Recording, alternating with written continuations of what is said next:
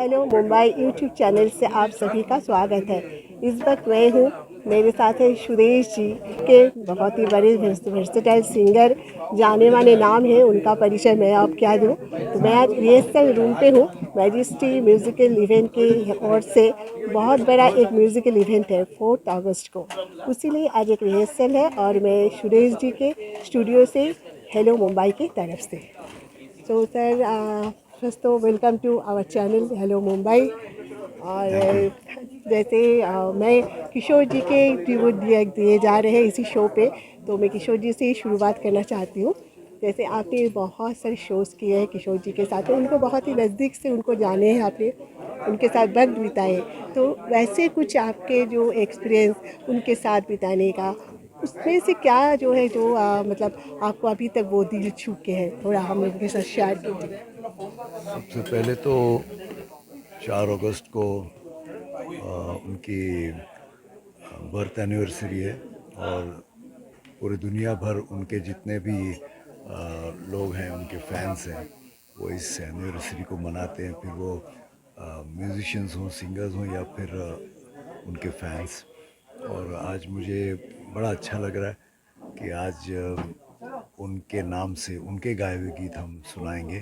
थोड़ा नीचे ले लो इसको। हाँ हाँ। उनके उनकी याद में हम ये शो पेश कर रहे हैं उनके फैंस के लिए।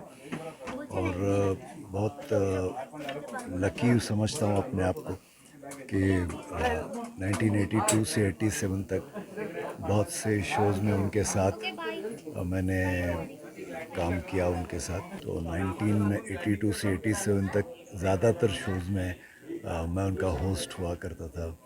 मैं रफ़ी साहब के गाने एक दो गा के फिर उनको स्टेज पे बुलाता था मैं। और फिर घंटों, 1 घंटा, 1.5 घंटा, 2 घंटे, 3 घंटे किशोरदा और उनके फैंस। और बहुत कुछ सीखा उस दरमियान कि कैसे लोगों का मूड देखकर वो गाने पेश करते थे, या मतलब कोई भी गाना हो, किस तरह का भी गाना हो। जैसे आप जानते कि सभी स्टाइल के उन्होंने गाने गाए हैं। तो फिर वो सैड सॉन्ग हो, रोमांटिक सॉन्ग हो, मस्ती वाला गाना हो, तो वो क्या करते थे जादू पता नहीं कि कोई मतलब 1 मिनट के लिए यहाँ वहाँ देखता नहीं था।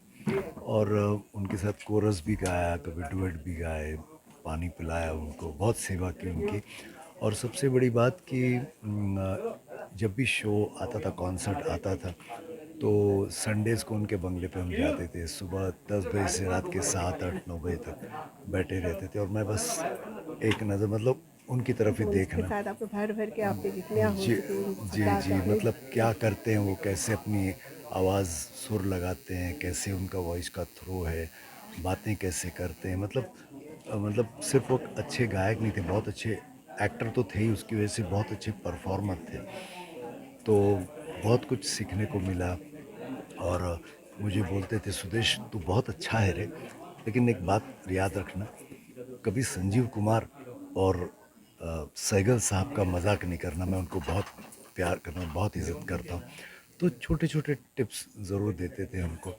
और क्या कहूँ, आज उस वक्त हमको पता ही नहीं था, मतलब 30-40 साल पहले, कि कितने बड़े आदमी के सामने हम बैठे हैं। जवानी का जोश था। अब समझ में आ रहा है, अरे बाप रे, किशोरदा के साथ काश हम अभी का वक्त होता तो हज़ारों फ़ोटो खींचते उनके साथ। उनको सैकड़ों सवाल करते कि आप किशोरदा ये सब कैसे करते। उस वक्त कोई ध्यान में नहीं आया, बस एक नज़र उनको देखना और सुनना, देखना और सुनना। फिर भी बहुत कुछ कहते हैं ना, जाने अनजाने में बहुत कुछ रिकॉर्ड हुआ यहाँ पे। और आज जो भी मैं हूँ, मतलब जो भी करता हूँ स्टेज पे, उनको याद करके हम लोग याद मतलब करते जैसे हैं। आपका बहुत सारे सिंगर्स ऐसे ही कोई कलाकार होंगे जिनका आवाज़ आप शायद निकाल नहीं पाए व निकाले नहीं होंगे, या वैसे सिंगर होंगे। तो ये जो आपका ये कला है, प्रतिभा है, ये इनबॉर्न है या बहुत सालों का एक, हाँ जैसे उसके हार्ड वर्क या कुछ अपनी प्रोसेस के वजह से ही आपने वो क्या सीक्रेट क्या है इसका? सीक्रेट कुछ नहीं। मेरे पिताजी पेंटर थे। बेसिकली मैं उम्र की 22 साल तक फिल्म पोस्टर्स पेंट करता था उनके साथ। और मेरी मम्मी सुमन भोसले वो गायिका थी। मेरी नानी बहुत प्रसिद्ध क्लासिकल गायिका थी, सुमन दुर्गाबाई शिरोडकर, आगरा घराने की थी वो। तो प्योर क्लासिकल म्यूज़िक बचपन से सुना, लेकिन मैं पेंटर ही बनना था मुझे। और ये जो आप कह रहे नकल करना, ये मैं रेडियो बहुत सुनता था। तो अचानक ये सैगल साहब, सचिन दा, उनकी आवाज़ों में मैं गाने लगा। ये नेचुरल टैलेंट है। उसके बाद अपने आप अमिताभ बच्चन की आवाज़, मतलब एक्टर सिंगर्स की नकल अपने आप मुझे आने लगी। मेरा कोई उसमें कोई ऊपर वाले तो की बहुत इच्छा। बड़ा एक हाँ, लेकिन मैंने रियाज़ बहुत किया बाद में, जब मुझे पता चला कि मैं नकल कर सकता हूँ। तो फिर उनकी हर सिंगर की, सचिन दा की, रफ़ी साहब की बारीकियाँ, तो अभी भी 24 घंटे उनको सुनते रहता हूँ। फिर एक्टर्स के, अमित जी की अलग अलग फिल्में, अलग एक्टर्स की फिल्में देख देख के फिर मैं स्टेज पे करने लगा। लोगों ने इतना पसंद किया तो मुझे एक एनकरेजमेंट मिली। और अभी जब भी मैं स्टेज पे आता हूँ तो लोग यही एक्सपेक्ट करते हैं कि मैं अलग अलग आवाज़ों में कुछ करूँ। आज तो आपसे मैं भी एक रिक्वेस्ट करूँगी, जैसे स्टेज पे एक किशोर जी के स्टेज पे आपने कुछ गाना किया है, मतलब गाना दोनों का आप लोगों का शो था, तो वहाँ आपने लैला ओ लैला उसी सॉन्ग को बहुत ही मतलब 4-5 सिंगर्स की वॉइस पे किए थे। तो आज थोड़ा सा, अगर ज़्यादा नहीं थोड़ा सा सुना देते तो बहुत अच्छा ये मैं था। आपको उस दिन सुनाऊंगा इस शो में। ठीक है हाँ, जी। वो मैं करता हूँ कभी कभी लोगों को। मतलब किशोरदा बोलते थे ना, सुदेश मैं ज़रा चाय पी के आता हूँ, कुछ कर।